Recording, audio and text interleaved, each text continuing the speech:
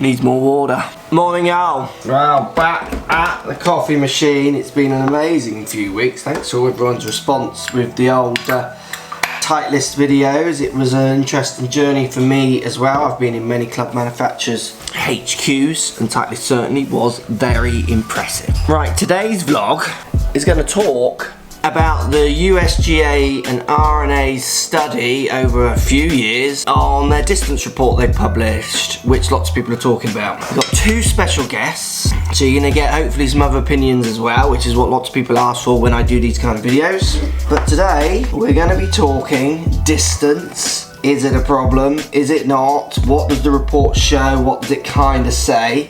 Should be a fun one. So let me know what you think. Today's question of the day is a few-fold. Have you seen the report or not? Does it make sense? It's quite intense. It's like 14 or 20 pages. There's quite a few pages of it. I can't remember how many pages. And do you think distance is a problem or not? Post those comments down below, as always. Do you think distance is a problem for now? I don't understand.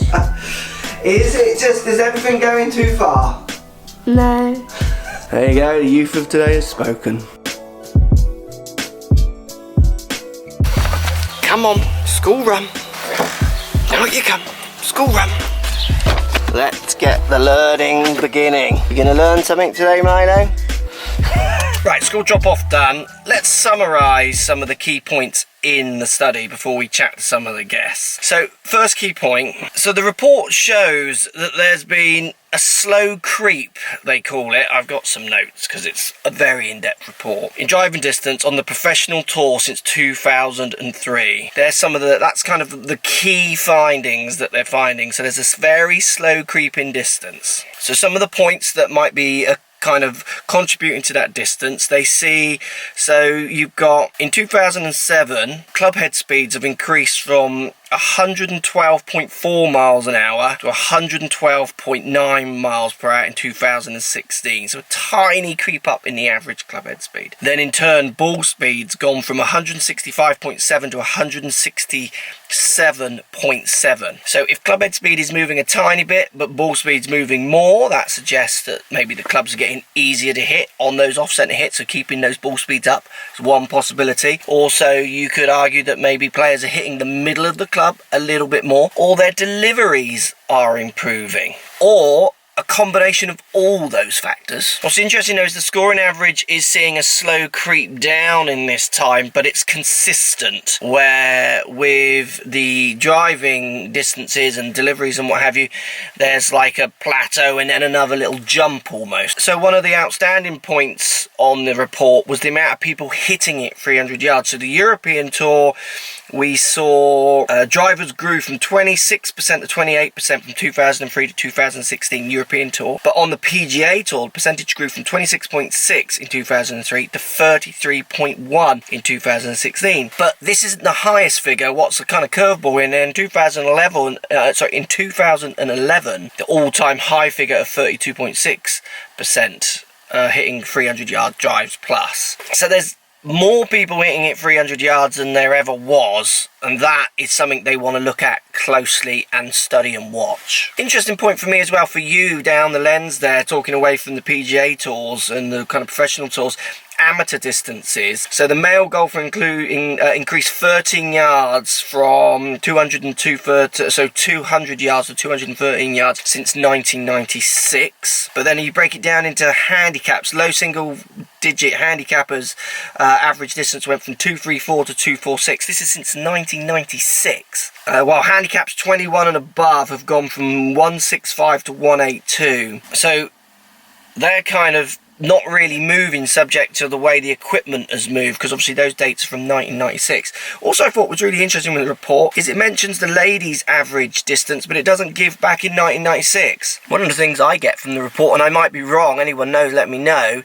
is they weren't measuring women back then because women weren't important. I mean, there's you could argue the report shows or reflects the issues of sexism in our game a little bit as well, because the women just weren't important enough to measure back then, and now they've started measuring, but they can't show you the befores and afters. I might be wrong, I don't know, that's just what I can see from the report, which is a bit concerning. So they're the kind of points broken down. It's much more in depth than that, and I'll put a link in the description to the report if you want to read it all and make your own conclusions. So it's interesting. We're going to talk about to some guests to see what they make of the report today. But there's your little outline. I've got a meeting to go to first.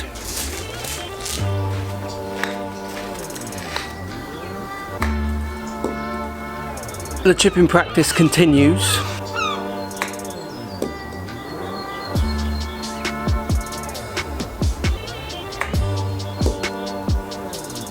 All very respectable, but not on the course. That's my issue. Right, let's go and see what James from National Club Golfer makes of this report. James, hello. James from National Club Golfer, welcome. I just want to get your take on your first ideas of what you think it means, what it actually says to people. Tell me, what were your thoughts? Well, I mean, there's a lot to go through. I think it's like 24 pages. There's a lot of numbers. So the first thing that I'd probably want to talk about is the actual data itself. Is it any good? Does it actually tell us anything meaningful? The comparisons year on year, the way they do this testing, they're comparing, for one example, like with the US Open in 2016 compared to 2017, compared to 2018, there's such a massive difference between one tournament to the next. What the course conditions like, how wet is it, the way they measure it, they do it on holes where not everyone's hitting driver, so there's too many variables for me. Okay, that's on interesting. The data. The report does try to address some of those variables, doesn't it? It does try to say that we collect and most people are hitting driver and so on and so forth. I think it's an interesting point that you state about the golf course.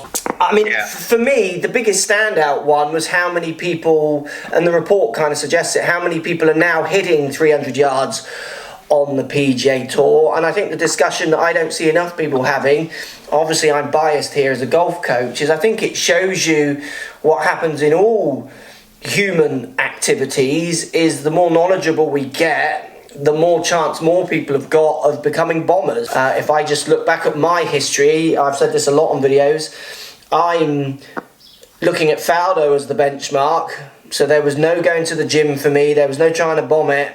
And obviously Tiger comes along and the many others. Any golfer I'm teaching now, if they're not hitting a certain distance, it's a serious conversation if they want to go anywhere.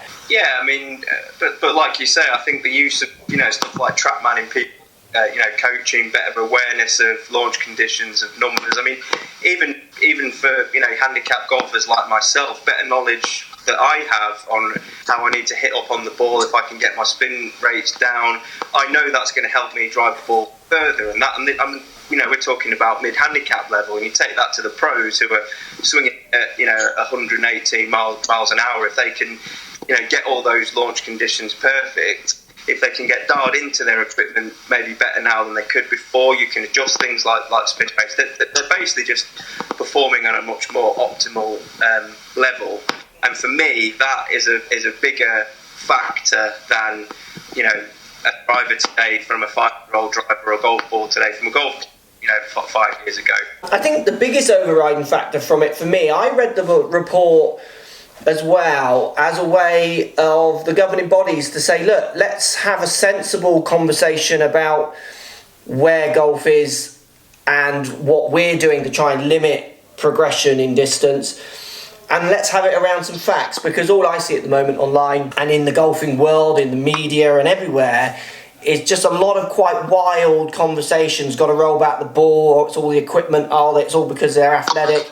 Like, this report for me just brings all together the facts and says, it doesn't say there's a right and a wrong, does it? It's just basically stating where we are. There's no solutions in it. It hints that it might look closer at tolerances on clubs, but it hints. It doesn't really say this is the problem, this is what needs fixing. It's kind of saying that there's no problem, but if we're going to have a discussion, which lots of people are, why don't we have it around some facts? Which to me, I love what the RnA and USGA do around equipment and distance. I think they don't get enough credit because people get a little bit tripped up with the marketing messages of many of the manufacturers and get lost in non-arguments. And I think that the governing bodies are right to be able to be in a position to say, we're going to have a look at it, and we want to ensure that we're doing 100% everything that we can to make sure that everything is above board, to make sure that tolerances are being followed to. So then if we can, draw a line under the equipment argument, say, okay, we're not seeing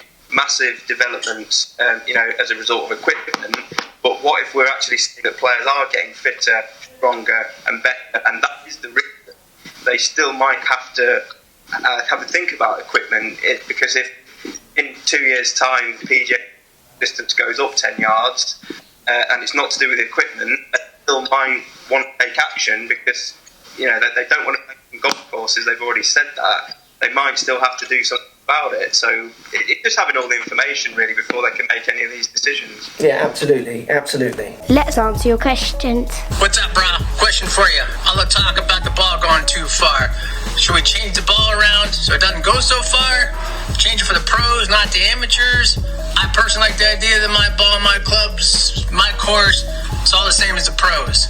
Should these old courses that are getting shorter just not worry about what the pros shoot on that is for a number? Talk to you later. Keep up the good work. Topical question.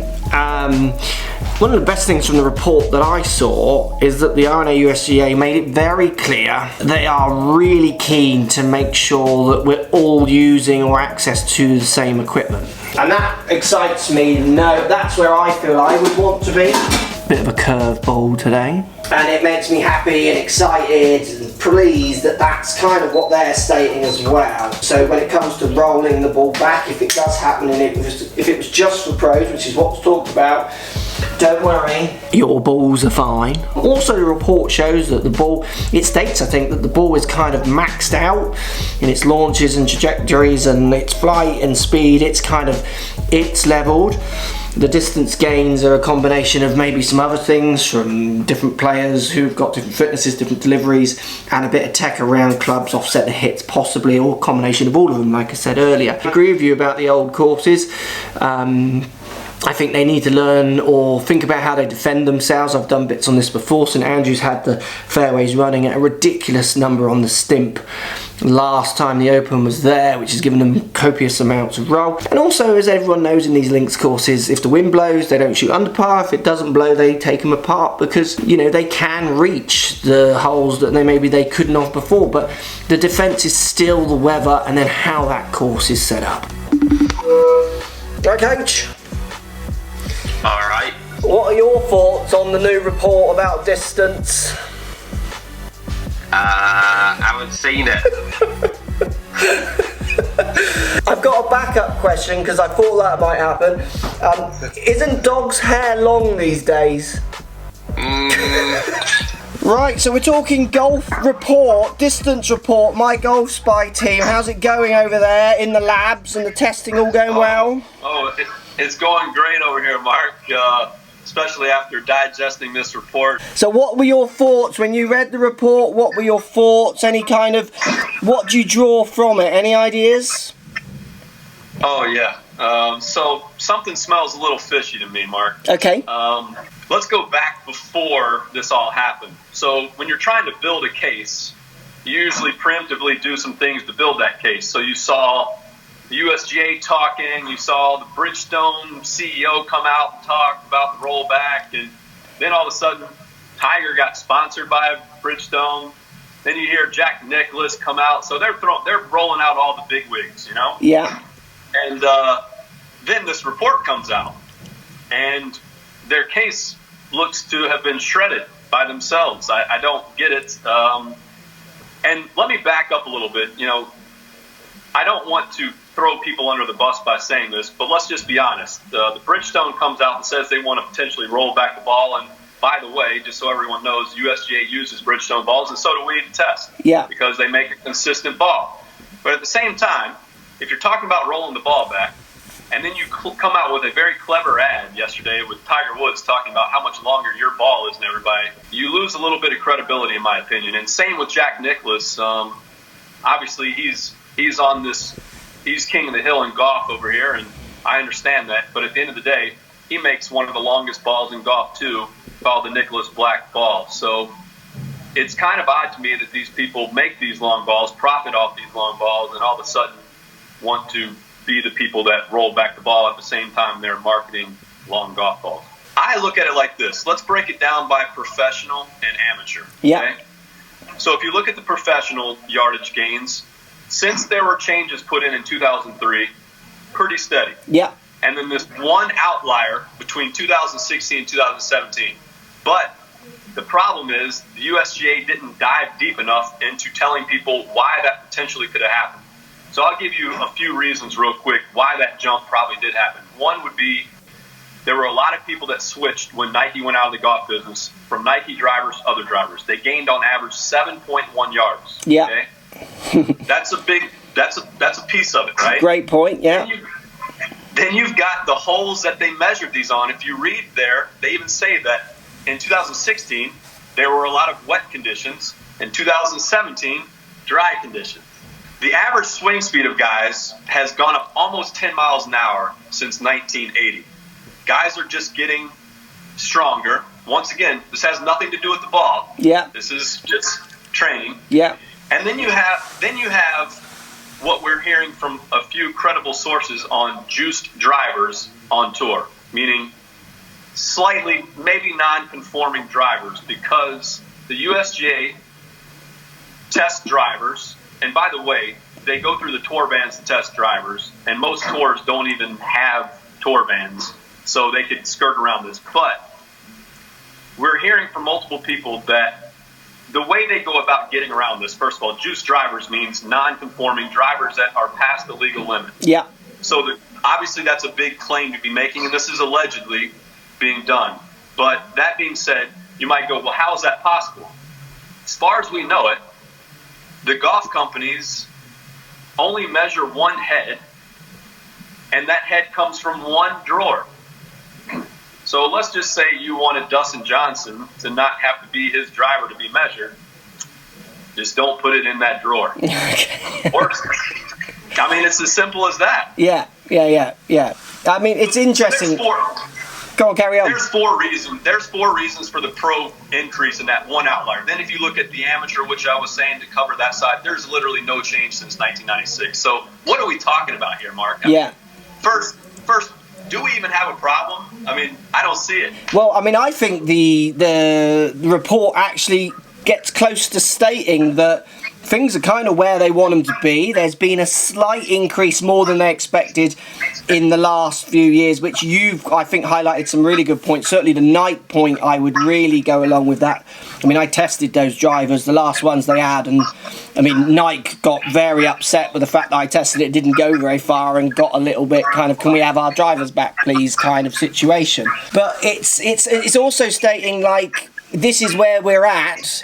There's no problem, but we are going to keep looking. Like, if the trend was to continue or even grow more, we might do something. But as we stand at the moment, we're doing quite a good job. We've tried to limit it all, and we kind of have, is what the statement really says. That's what the report kind of says to me.